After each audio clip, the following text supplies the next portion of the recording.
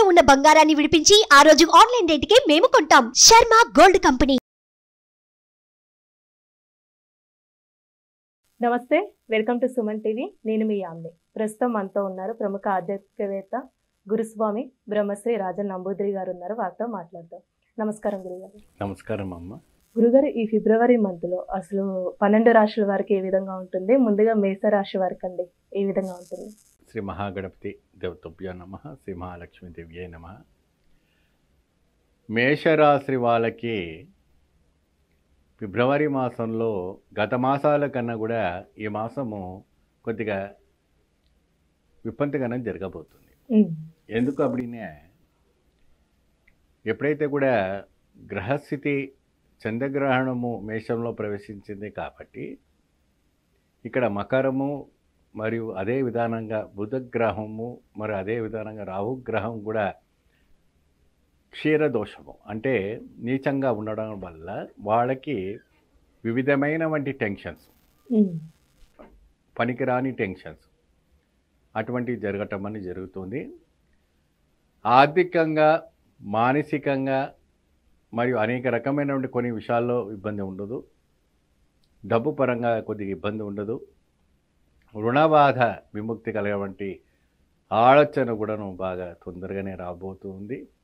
మరియు అదే విధానంగా సంపాదన కూడా పెరగటం, సంపాదన పెరగటం పోతే వీళ్ళు చేయవలసినటువంటి కొన్ని దానాలు కావచ్చు, పూజలు కావచ్చు, మరి అనేక రకమైనటువంటి ఒక కైంకర్యాలు ఉన్నాయి.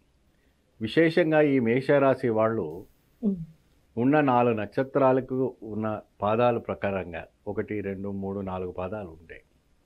ఆ పాదాలకు అనుకూల విధానంగా మీరు శివాలయం కానీ ఇంకా అటువంటి కొన్ని ఆలయాలు ఉంటాయి, అక్కడికి వెళ్ళి పరిహారం చేసుకుంటే సంపూర్ణమైనటువంటి యోగదాయకం రావడం అనేది జరుగుతాయి. గురుగారు, ఇప్పుడు ఈ రాశి వారికి ఎలాంటి ఆలయం అనేది దర్శించాలి, అలానే దానం అంటూ ఏం చేయాలండి ఈ నెలలో?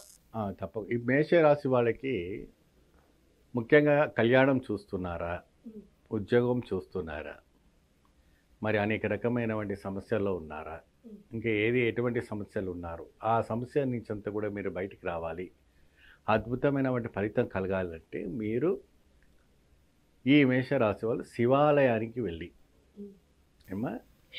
శివాలయానికి వెళ్ళి ప్రతి సోమవారం రోజున ప్రత్యేకమైనటువంటి శివారాధన అంటే ఏకరుద్రము, నమ్మకము, చమకము చేసుకుంటే బాగుంటుంది. సోమవారం వెళ్ళినా పర్వాలేదు, లేదంటే ప్రతిరోజు వెళ్ళినా పర్వాలేదు. ప్రతిరోజు మాకు వీలు పడలేదు గురుగారు அப்படிంటే మీరు శివాలయానికి ప్రతి సోమవారం 11 సోమవారాలు వెళ్ళి స్వామివారికి ఈ యొక్క తైలాభిషేకము, రుద్రాభిషేకం చేసుకోవడం వల్ల అద్భుత ఫలితం రావుతుంది. కళ్యాణం కాని వాళ్ళకు కూడా శుభవార్త జరగడానికి అవకాశం ఉంటుంది. ఉద్యోగము కూడా వెతుకుతున్నటువంటి వాళ్ళకి కూడా శుభ ఫలితం జరగబోతుంది. రైతులకి కూడా పంట గత సంవత్సరాలు పోయిన వారికి కూడా ఆ రైతులకు కూడా మంచి పంట చేతికి రావటం అనేది జరుగుతూ ఉంటుంది. అదే విధానంగా పోలీసు ఉద్యోగము, అడ్వకేట్గా చేసేవాళ్ళు, సినీ తారలు, రాజకీయ నాయకులు, అనేక రంగంలో డ్రైవింగ్ రంగంలో ఉన్నవాళ్ళు అందరూ కూడా ఈ రాశిలో ఉన్నవారు కొద్దిగా రవాణా శాఖంలో కాబట్టి జాగ్రత్త వహించి పూజ, దానము, క్రియ చేసుకుంటే అద్భుత ఫలితం రావటం అనేది జరుగుతాయి. గురుగారు, ఇప్పుడు దానం అంటే ఏం చేయాలండి రాశి వారికి? ఇప్పుడు వీళ్ళకి వచ్చేసి రాహు ఉంది, బుధగ్రహం ఉంది, అనేక రకమైనటువంటి కొన్ని నీచ గ్రహాలని కూడా కనపడుతున్నాయి కాబట్టి విశేషమైనటువంటి ఒక కైంకర్యం చేయాలి. ఏంటి అది విశేషమైనటువంటి కైంకర్యము అంటే స్వామివారి శివాలయంకి వెళ్ళిన తర్వాత అక్కడ మహర్షులందరూ కానీ, ఋషులు కానీ, పేదవాళ్ళు కానీ, అక్కడ సాధులు అలా కూర్చొని ఉంటుంటారు. వాళ్ళకి వస్త్రదానం మీరు అభిషేకం చేసినప్పుడు అంతా కూడా వస్త్రదానంతో పాటు మీ దగ్గర ఉన్నవంటి 111 రూపాయలు, 102 రూపాయలు ఇంకేదైనా కూడా ఉన్నవంటి పదార్థాలు వాళ్ళకి దానం చేయటం వల్ల మంచి ఫలితం లభిస్తుంది. దీంట్లో మరి వాళ్ళకి ఏ రంగు దానం చేస్తే బాగుంటుంది గురుగారు ఉంటుంది.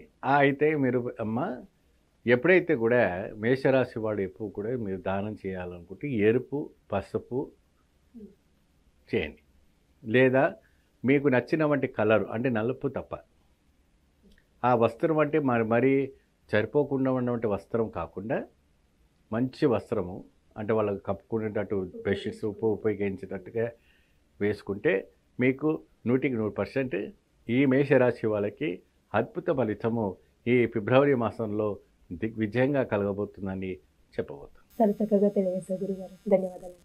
నమస్కారం.